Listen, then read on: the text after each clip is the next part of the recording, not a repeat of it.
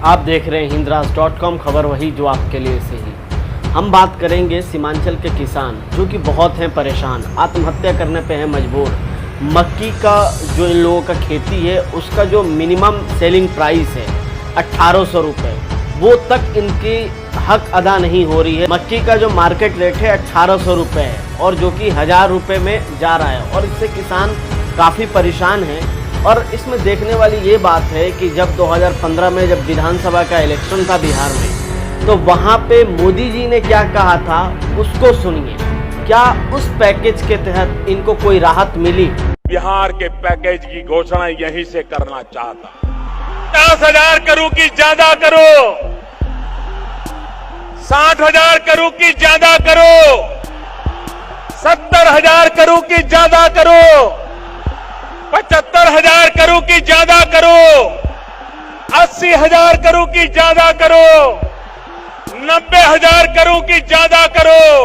दिल्ली सरकार कान बराबर ठीक रख के सुन लीजिए। दिल्ली सरकार 1.25 लाख करोड़ रुपए का पैकेज देगी। 1 लाख करोड़ रुपया बिहार का भाग्य बदलने के लिए। जैसा कि आपने सुना कि मोदी जी कह रहे थे इतना लाख करोड़ दें कि इतना लाख करोड़ दें। उनके करोड़ देने या ना देने से क्या फायदा कि जब हमारे किसान की जो हालत नहीं बदली। और आप पे भी सवाल है कि जो हमारा अन्नदाता जो आज इस कागार पे है कि उसको मिनिमम उसका खर्चा नहीं मिल पा रहा है खेती करने पे, और हम लोग क्या कर रहे हैं, जो एक्टर सुसाइड किया हो और मरने के बाद भी उसके अकाउंट में करोड़ों रुपए हो और उसके बाद उसका भाई बीजेपी का विधायक हो, उसके बावजूद भी हम लोग जो हैं सिर्फ उसके ट्रेलर्स पे लाइक बढ़ाने का काम कर रहे हैं। फिर हमारी सहानुभूति इन लोगों के साथ है, उन लोगों के साथ क्यों नहीं है जो लाखों मजदूर और बेरोजगार लोग इस लॉकडाउन में या तो एक्सीडेंट का शिकार हो गए या तो मजबूरी में आके आत्महत्या कर लिए अपनी गरीबी की वजह से। या फिर इन किसानों के लिए क्यों नहीं जो कि अभी जिंदा हैं और अपनी लड़ाई लड़ रहे हैं, इनके साथ हम खड़े कब होंगे? और फिर एक सवाल ये भी आता है कि एक शाहजहां की बात करते हैं लोग कि मजदूरों का हाथ कटवा दिया, तो फिर शाहजहां की थ्योरी में कितनी सच्चाई है या गलत है? लेकिन अब कहाँ गए आप कि जो अभी के किसान बेचारे आत्महत्या करने पर मजबूर है, हम उनके लिए खड़े क्यों नहीं होते हैं? आपको हम अपनी रिपोर्ट दिखाएंगे कि सीमांचल के किसान किस तरीके से परेशान है। इस रिपोर्ट को देखिए और फिर आप खुद फैसला कीजिए। 5 बीघा मकई लगा है जिसमें 2 एकड़ जमीन कहा जाता है। उसमें प्रति बीघा में 10,000 रुपया खर्च हो रहा है।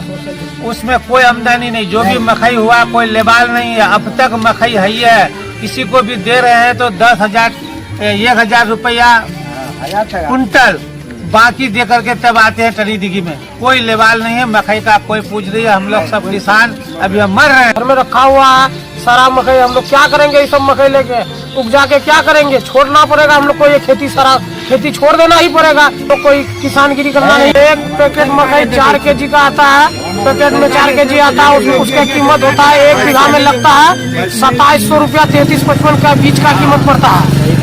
1 बीघा में 33-55 का बीज का 2700 इस बार पड़ा। अगले साल 2200-2100 पड़ता था और इस बार तो रेट नहीं है। और मेरा घर में मकई पूरा सारा पड़ा हुआ, 7 बीघा खेती किए हैं। तो एक गाड़ी मकई बेचे 1050 में और 1000 रुपया में, आधा 1000 में, आधा 1050 में। इसी तरह जन को अभी समझने के लिए ये खर्चा सधाने के लिए बेचे, वो भी नहीं सधा पाए।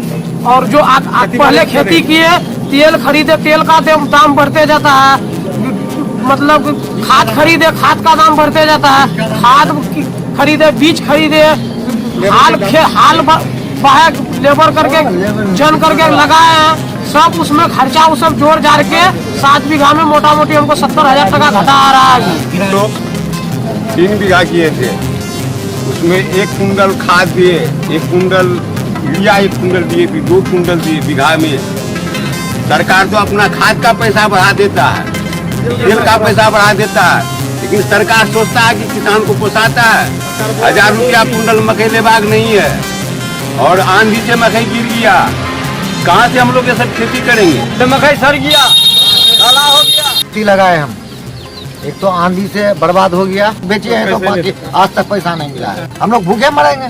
किसान अभी खुला खा रहा है तो 30 रुपया किलो खा रहा है, और लॉकडाउन लगा हुआ है। किया मक्का जो लगाया उसको कुछ लाभ मिला, और जो मतलब नमला बोक किया तो उसको घर से करता। जैसा कि आपने रिपोर्ट देखा और आपने फैसला भी किया होगा कि इन किसानों की लड़ाई में आपका क्या योगदान हो सकता है। आप देखते रहिए इंद्राज.com, खबर वही जो आपके लिए सही।